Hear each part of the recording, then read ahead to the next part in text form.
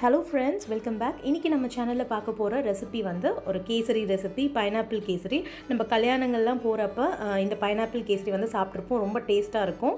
இன்னைக்கு வந்து வீட்லயே நம்ம இத ரெடி பண்ண போறோம். ஃபுட் கலர் எதுவுமே சேர்க்காம ரொம்ப ஈஸியா, டேஸ்டியா வீட்ல எப்படி ரெடி பண்றதுன்னு இப்ப பார்க்கலாம். நம்ம சேனலை ஃபர்ஸ்ட் டைம் பார்க்குறீங்க அப்படின்னா மறக்காமல் சப்ஸ்கிரைப் பண்ணி வச்சுக்கோங்க. அடுத்தடுத்து போடுற வீடியோஸ் பார்க்குறதுக்கு. இப்போது பைனாப்பிள் கேசரி பண்ணுறதுக்கு நான் 1 கப் அளவுக்கு பைனாப்பிள் வந்து எடுத்திருக்கேன்.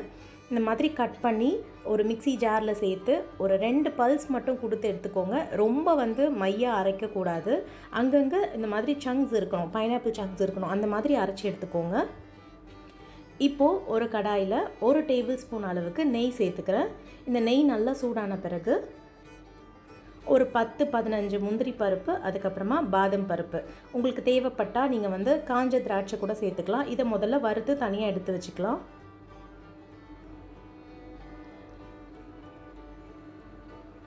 இப்போது இது கலர் நல்லா மாறிடுச்சு. இதை தனியாக எடுத்து வச்சுக்கலாம். அடுத்தது அதே கடாயில் உள்ள நெய்யில் நான் 1 கப் அளவுக்கு ரவா வந்து சேர்க்குறேன். இந்த ரவா வந்து கொஞ்சம் நம்ம ஃப்ரை பண்ணி எடுக்க போகிறோம். ஒரு 2 நிமிஷத்துக்கு லோ ஃப்ளேமில் இந்த மாதிரி இதை மிக்ஸ் பண்ணி கொடுங்க. இப்போ பார்த்தீங்கன்னா ரவா வந்து நல்லா ஃப்ரை ஆயிடுச்சு.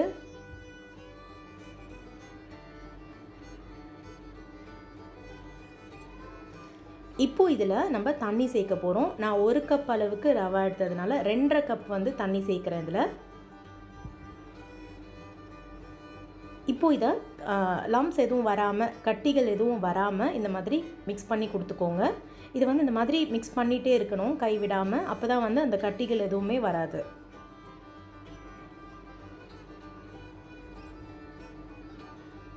இது ஒரு நிமிஷத்துக்கு அப்படியே வேகட்டும். இது 1 நிமிஷம் ஆன பிறகு இதில் ஒரே ஒரு பிஞ்ச் வந்து உப்பு சேர்த்துக்கோங்க. உப்பு நிறைய பேர் இதில் சேர்க்க மாட்டோம்.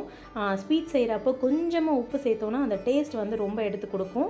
அதனால் ஸ்வீட்ஸ் செய்யும் போது கொஞ்சம் உப்பு சேர்த்துக்கலாம். இப்போது உப்பு சேர்த்து மிக்ஸ் பண்ண பிறகு நம்ம அரைச்சி வச்சுருக்க அந்த பைனாப்பிள் பேஸ்ட்டை வந்து சேர்த்துக்கலாம். சேர்த்துட்டு இதை ஒரு நிமிஷத்துக்கு லோ ஃப்ளேமில் இந்த மாதிரி மிக்ஸ் பண்ணி கொடுங்க.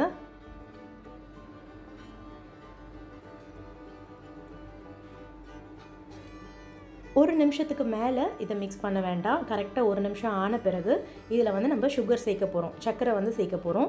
நான் வந்து 2 கப் அளவுக்கு சர்க்கரை சேர்க்குறேன். 2 கப் ரவா, 2.5 கப் தண்ணி, 2 கப் சுகர். நம்ம சுகர் சேர்த்ததுமே பார்த்திங்கன்னா இது கொஞ்சம் தண்ணி ஆகிற மாதிரி இருக்கும். ஸ்டவ் வந்து லோ ஃப்ளேம்லேயே வச்சுக்கோங்க. இப்போ வந்து சுகர்லாம் நல்லா மெல்ட் ஆயிடுச்சு.